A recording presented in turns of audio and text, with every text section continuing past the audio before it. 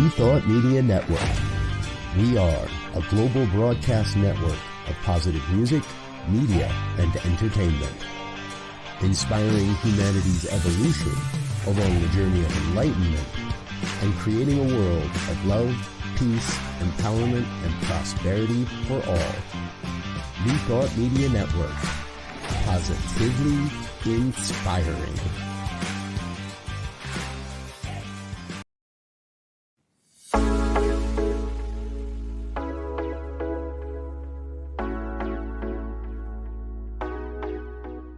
What if the person you think you are is just a fraction of who you truly are? What if years of conditioning and surviving in a challenging world have left you clinging to strategies and beliefs that mask your truest nature? I'm Catherine Duca, psychotherapist and self-esteem coach, and you're listening to Who Do You Think You Are? A show that looks beneath our psychological masks and uncovers our profoundly messy, beautiful, brilliant, tender-hearted essence.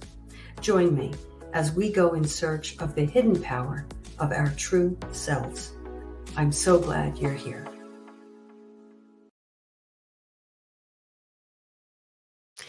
Hello, and a warm, warm welcome to Who Do You Think You Are?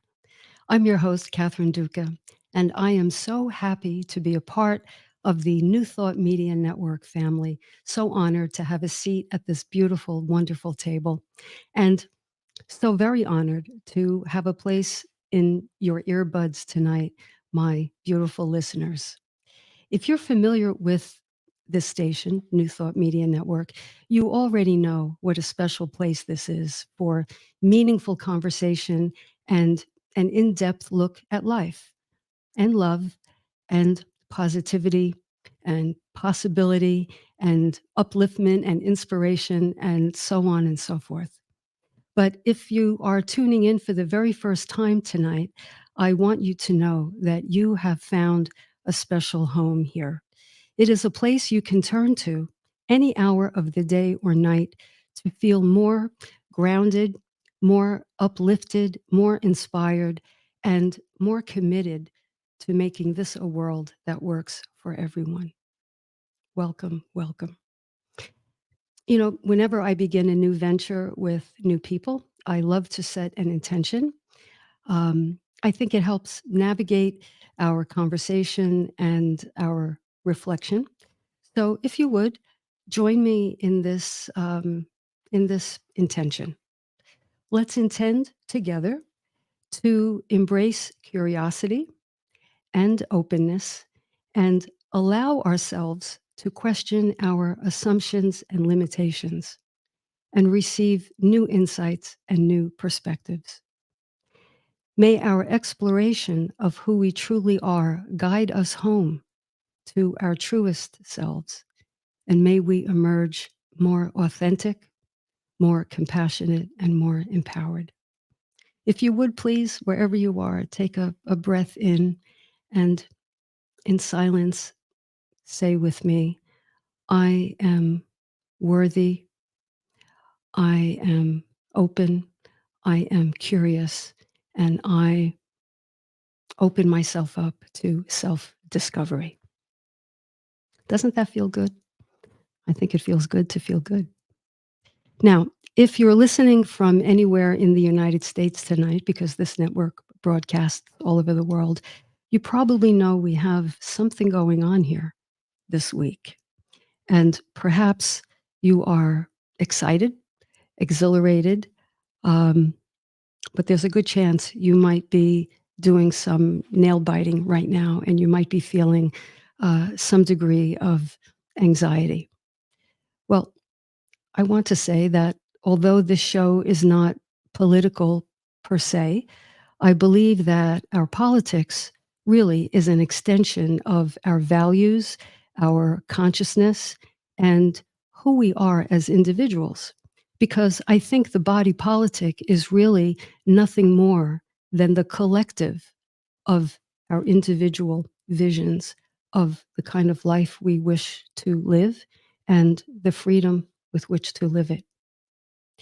So I think that in order to steer the course of our own lives, not only with intellectual knowledge and facts, but with something equally as important, emotional intelligence, each of us is going to have to know who we are. This is no time to take it easy. Regardless of the outcome of this election in a couple of days, we cannot take a back seat and rely on someone else to take the wheel. It is up to each of us to stand in our own power. If you're within the chat and you can write something, let me know if you agree with that. It is up to each of us to take responsibility in a proactive and deliberate way. There is no longer an other that we could just leave our well-being to. So that's exactly what this show is about, personal power. It's about understanding what personal power is. It's about harnessing it and using it consciously and deliberately.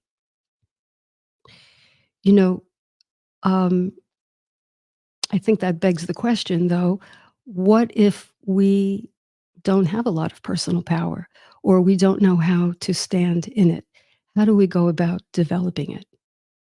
Well, I come to you as a licensed clinical social worker, psychotherapist, self-esteem coach, stutterer, actually, and the author of a book that's very close to my heart called Unmasked: Discover the Hidden Power of Your True Self.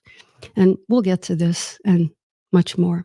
But because you have invited me into your listening space, I think it's only fair that you learn a little something about me and that I give you some context into who I am, how I came to this microphone, how I got to be me, why I'm so passionate about the work that I do, and what about it really, really lights me up.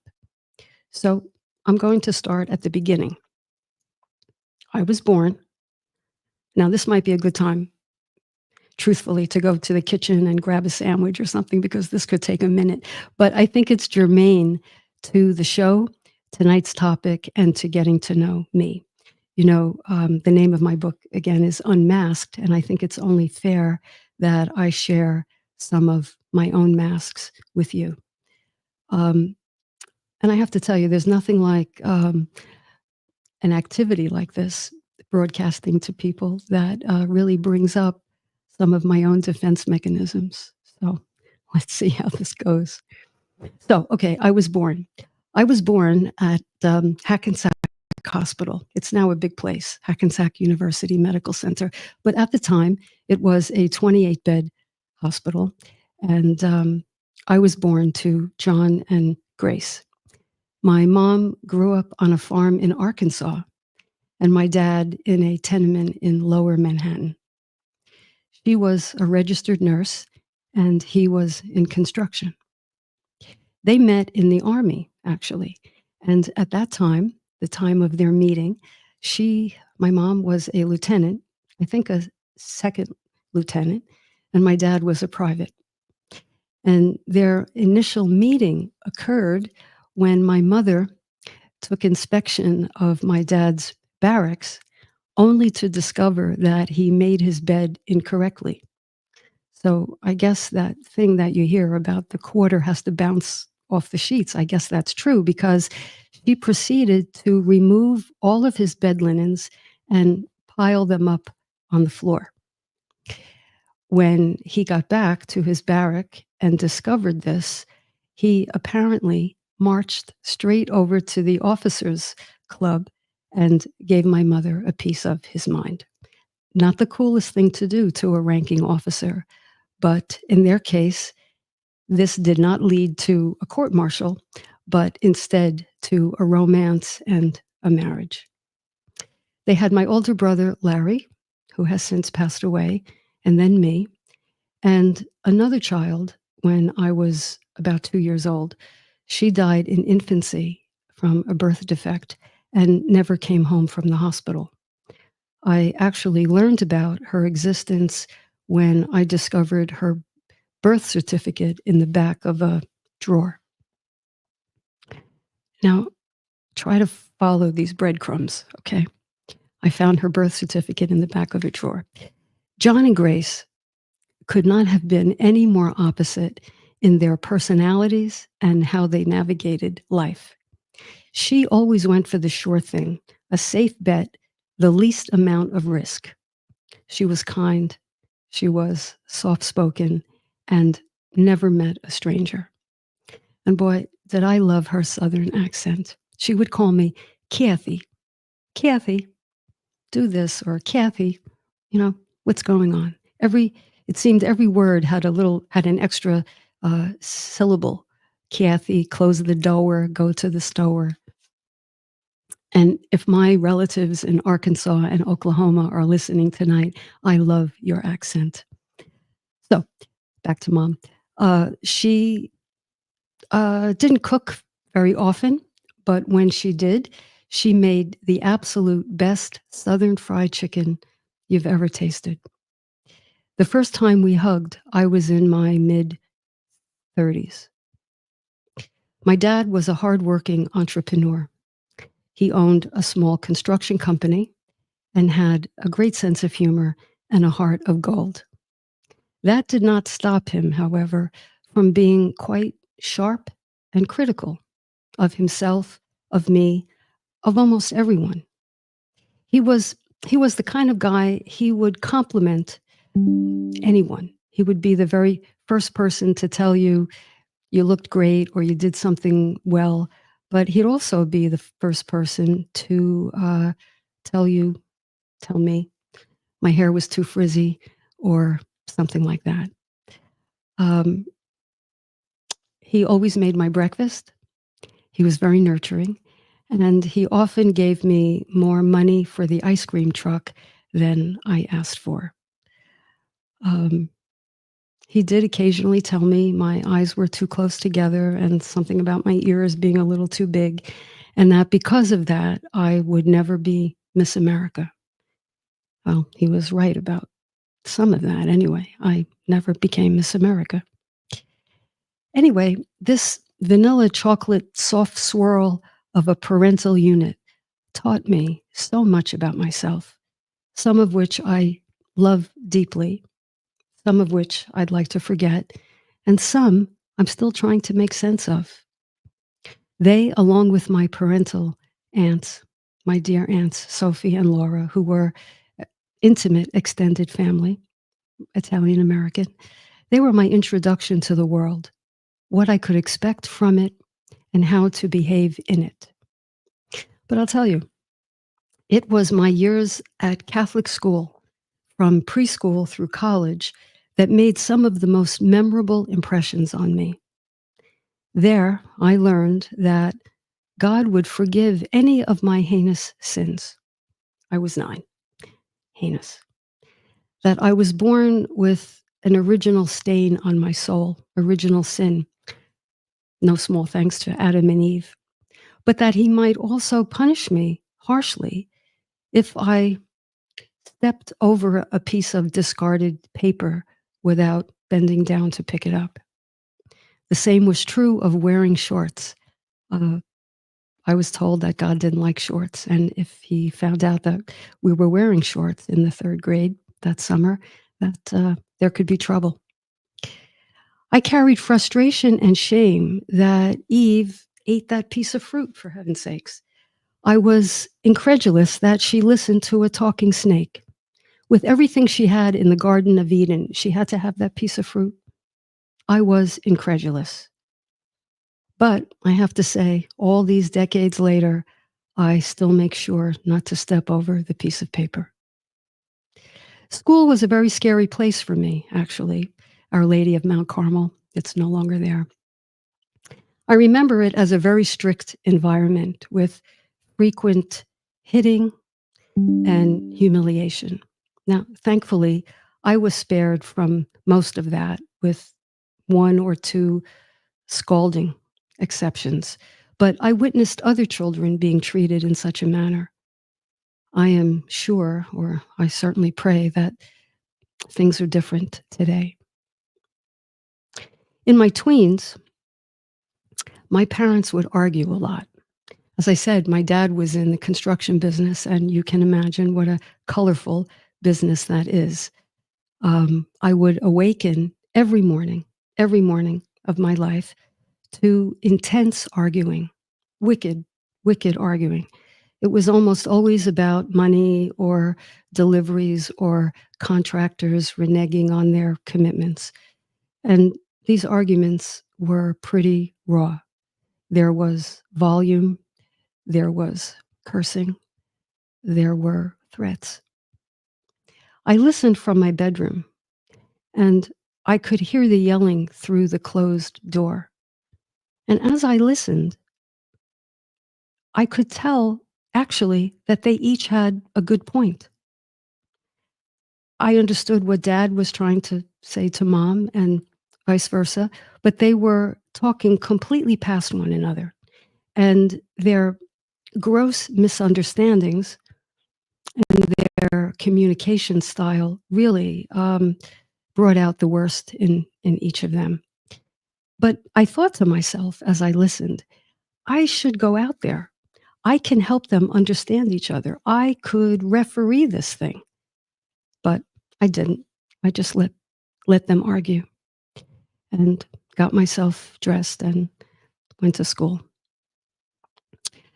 When I got to college, it was interesting because I learned that there was a career for something like this, a career for someone who wanted to be helpful, a career who wanted to help people get along better. And the beginnings of a career were born.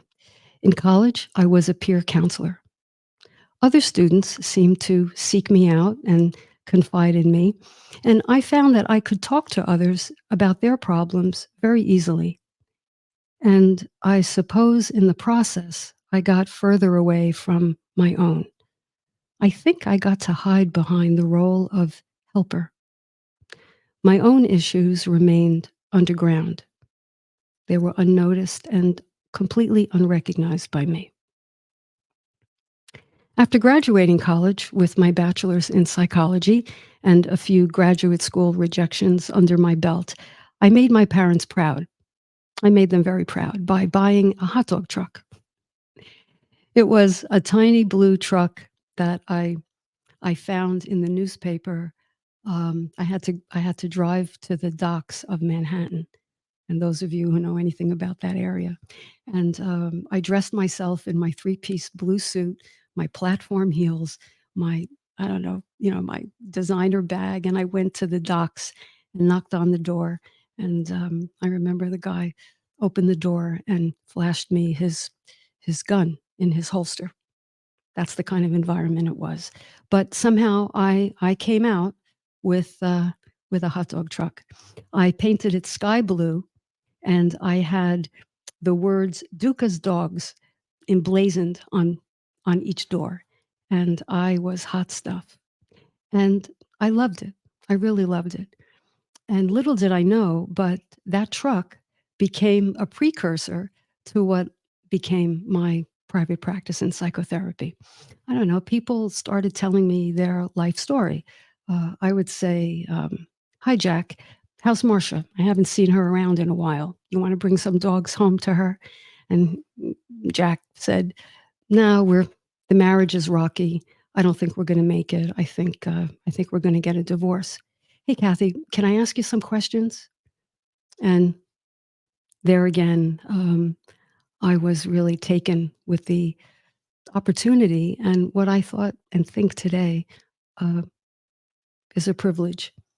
So I enrolled in graduate school and pursued my MSW and began my work as a therapist. And there came a point as a new therapist, actually, probably 3 minutes in, that I was bumping up against my own blind spots and triggers from my family history. For example, a client would tell me that her parents were arguing vehemently, and she was upset about that. And I found myself thinking to myself, "You're upset about that? What's that?" Or Another good one was a client told me she was upset that her dad would stop by unannounced early in the morning on a Saturday or a Sunday and come by with pastries or something. And she was, enraged that he would do that unannounced.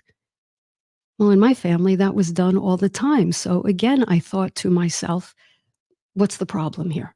I don't think I see a problem. In fact, what happened was I became desensitized to harsh behavior, actually, and to somewhat loose boundaries. Well, as I began to, or not began, but as I continued in therapy and deepened my work on myself, I challenged the reflexive beliefs and judgments I made about what was right and what was wrong. And in retrospect, I began to identify a gap that I didn't know I had at the time between a self that was hidden, submerged, and suppressed, and the acting job I had been doing all along. The image I was presenting to the world did not match my internal reality, AKA my secret. Living in the gap of these disconnected parts of myself left me feeling inauthentic, imposter-ish, and like I didn't own myself, like I didn't belong to me, because I didn't. I belonged to the expectations placed on me by my parents who were too busy and too consumed with their own things and challenges, and the rules of my Catholic school upbringing. I have to say, the consequences of living that way had me feeling very anxious, insecure, and hard on myself. Whenever I felt uneasy, I would just tell myself, come on, buck up, don't be a baby. Well, I know now that I wasn't very grounded and I couldn't really let anyone get close to me because I didn't want my insecurities exposed. Yet outwardly, I was quite outgoing. I think I was well liked. I was involved in sports. I held leadership positions. But I know that I put on a mask when I went out the door. And my mask was, nothing's wrong with me. I don't have the problems. Other people have the problems, and I'm happy to help them. Well, in the years that followed that, I had more therapy.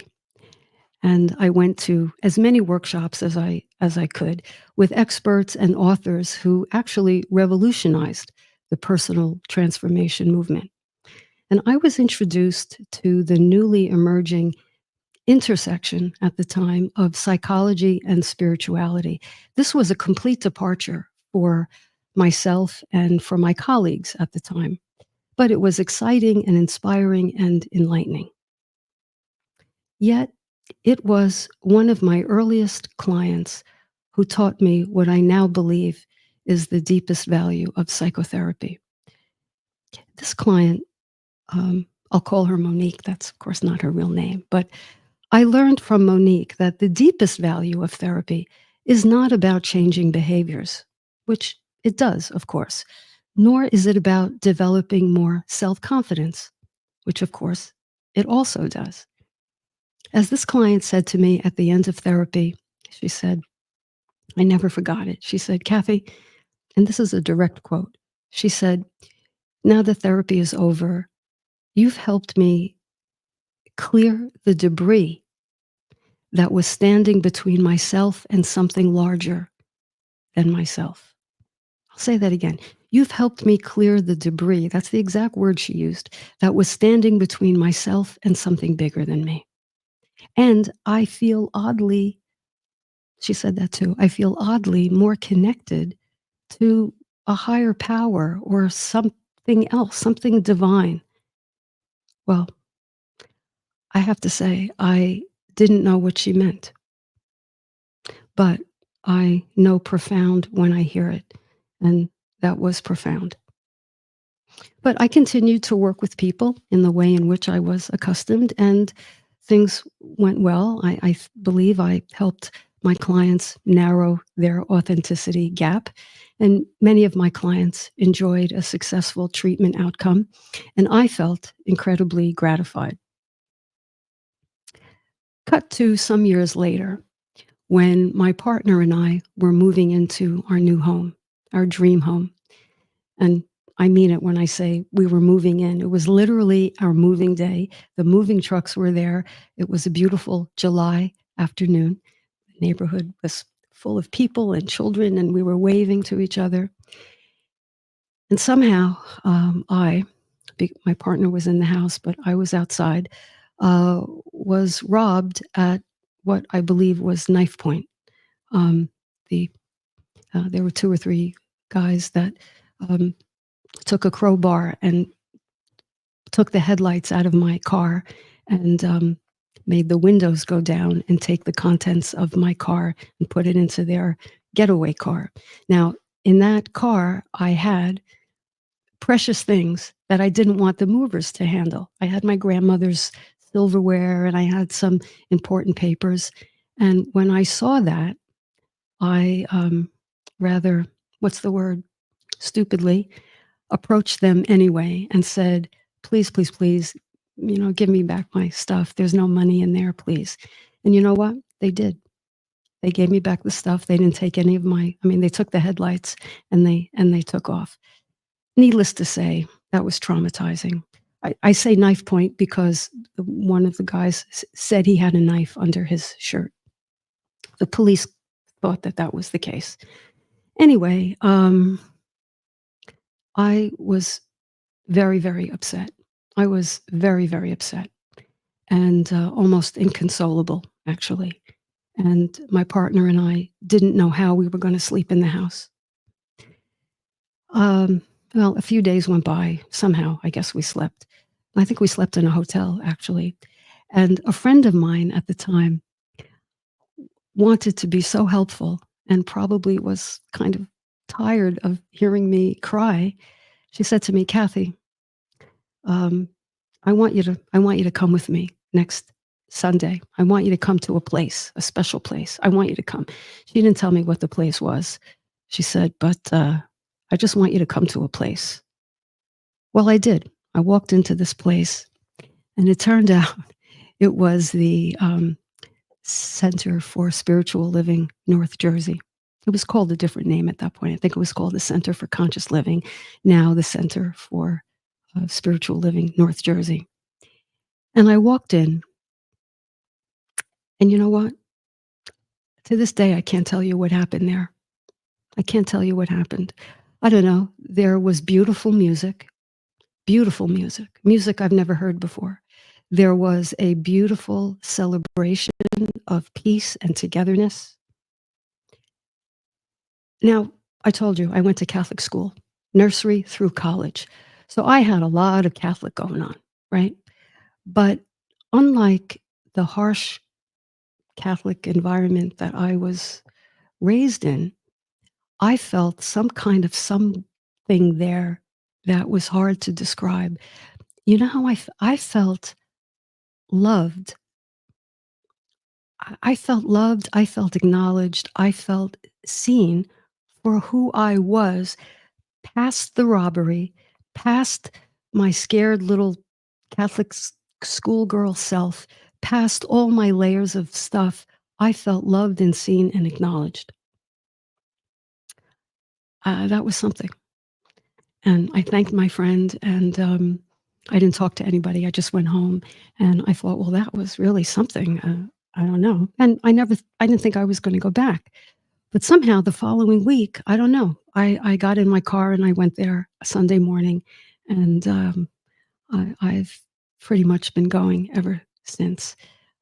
It gave me a completely different experience of my life. Now, many of you have no doubt heard it said that we are spiritual beings having a human experience, right? I know many of you have heard that. The human experience. We all have personalities, and with personality comes all the things characteristic of having a personality. We have beliefs. We have defense mechanisms, attachment styles, adaptive styles, unconscious processes, and a self-concept, how we view ourselves and what we think of ourselves. We have, in fact, a relationship with ourselves. With a very poignant, recognition from my client Monique, and then with the Center for Spiritual Living, my psychological work with clients has evolved, actually. It's become a doorway into who they really are and who I really am beyond personality, beyond life experiences. The child of God worthiness that I think Monique was talking about can't really get through if our psychological unworthiness hasn't been worked through and sufficiently healed. Let me say that again. The child of God worthiness that Monique referred to can't get through, I believe, can't get through in a deep, deep way if our psychological unworthiness and blocks haven't been worked through successfully. So it is my hope, dear listeners, that the content I offer and the conversations we have will help you look at who you think you are and discover who you truly are. Because, I think we all know this, no one is coming to save us. Each of us deserves the inner peace and peace of mind that comes from relaxing into our truest nature. Truthfully, it is the only safety net we have. Nothing outside of us is going to save us. The only thing that's going to save us is the safety net we create within us that is built from love and acceptance. It's as simple as that. But to get to that, to believe that, to breathe that in, we have to be unmasked. So, listen, I hope that sandwich tasted pretty good. I know it probably was a hero sandwich. Why don't we take a short break? Okay, we have a lot to digest. When we come back, I'll share some of what you can expect from this show. You're listening to New Thought Media Network. I'm Catherine Duca on Who Do You Think You Are? Stay with me.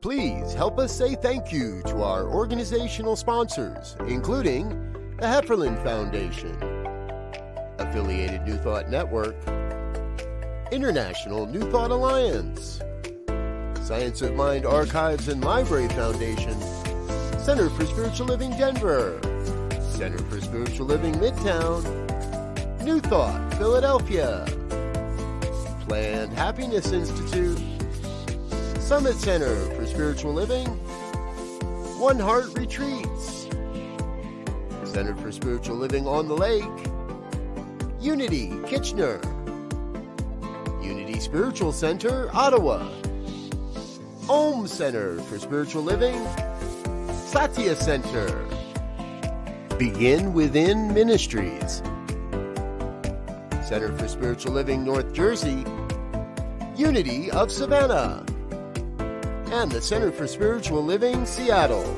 as well as all of our individual donors. Thank you for being part of the New Thought Media Network. Please like, share, and subscribe. New Thought Media Network, positively inspiring.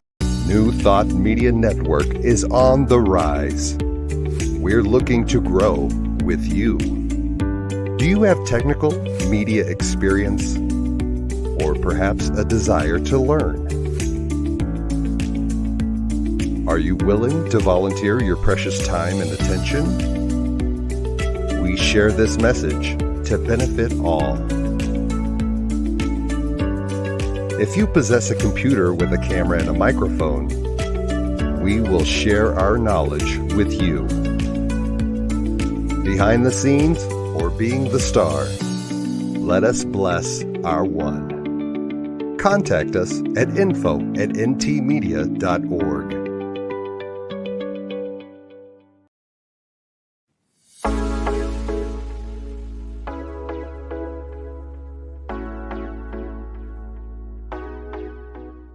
What if the person you think you are is just a fraction of who you truly are?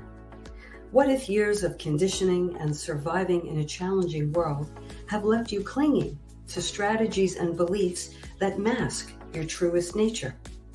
I'm Catherine Duca, psychotherapist and self-esteem coach, and you're listening to Who Do You Think You Are? A show that looks beneath our psychological masks and uncovers our profoundly messy, beautiful, brilliant, tender-hearted essence. Join me as we go in search of the hidden power of our true selves. I'm so glad you're here.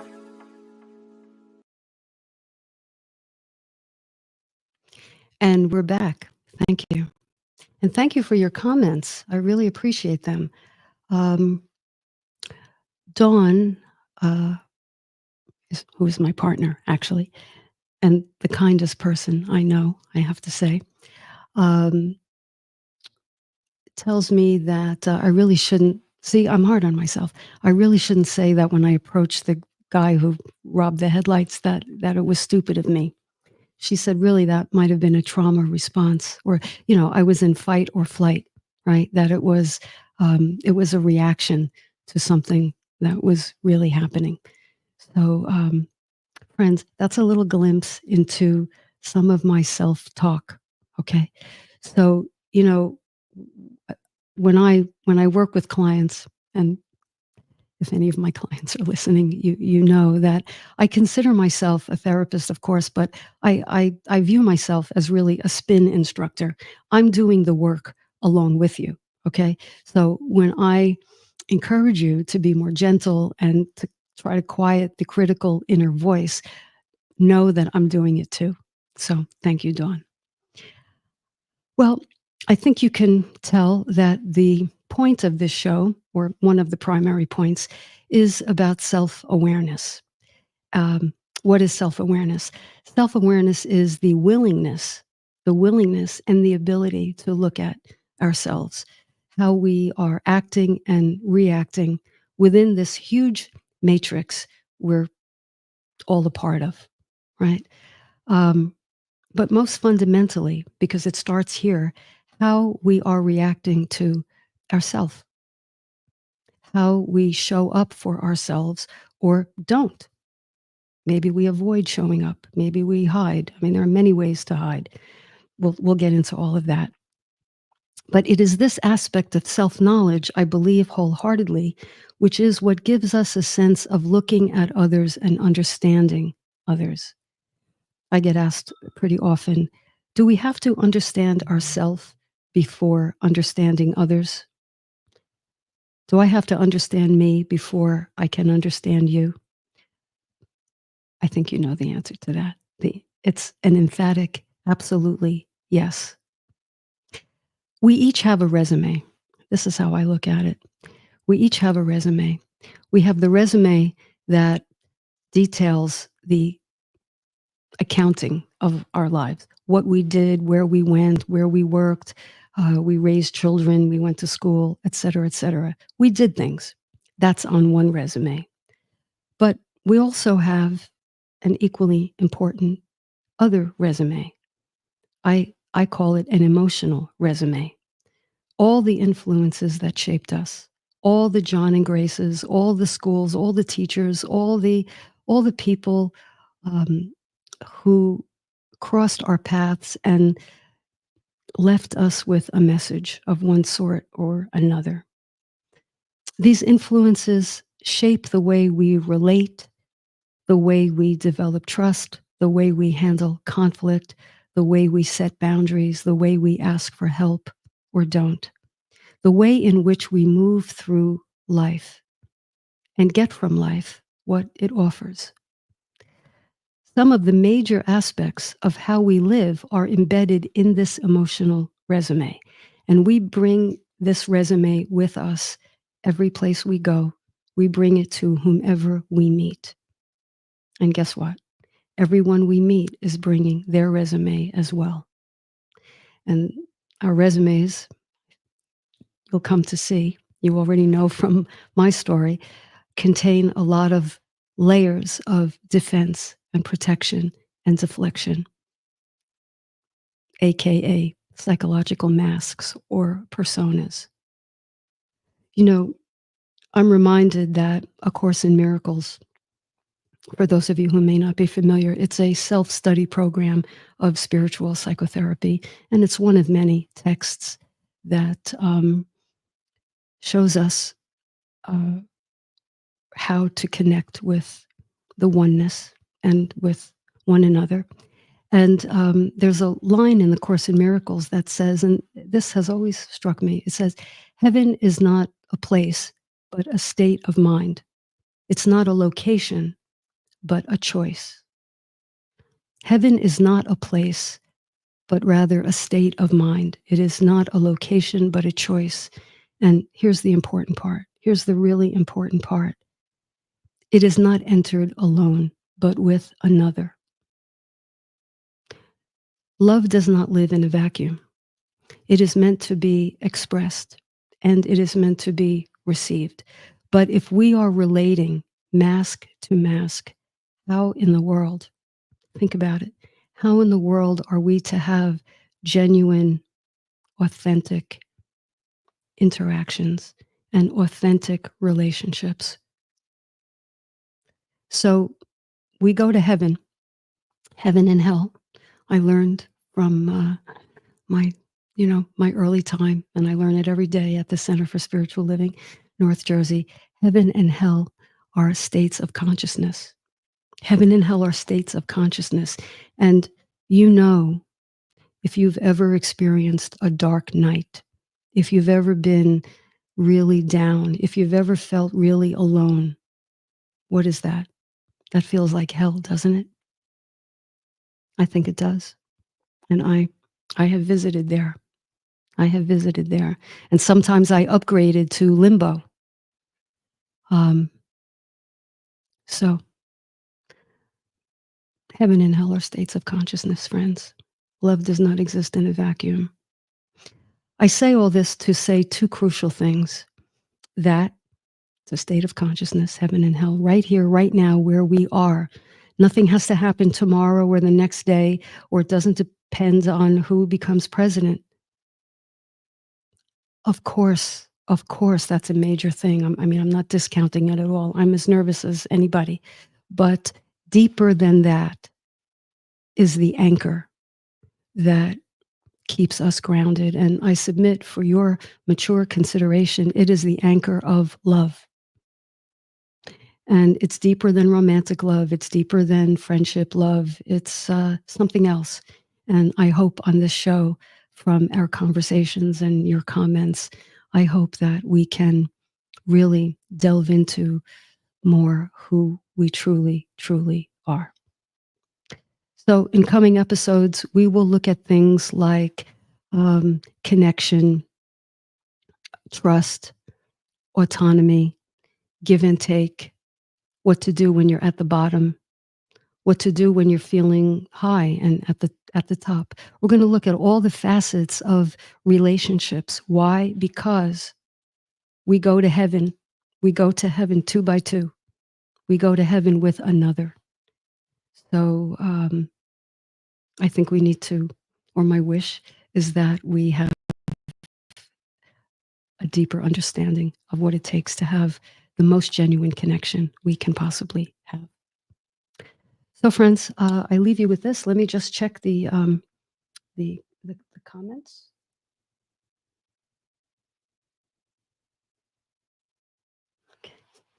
Someone is saying or asking if the hot dogs were vegan as well as. Listen, I have some guilt about serving hot dogs now that I know more about nutrition than I did then. So Friends, I hope this conversation got you thinking. I hope you'll come back next week and the week after and the week after.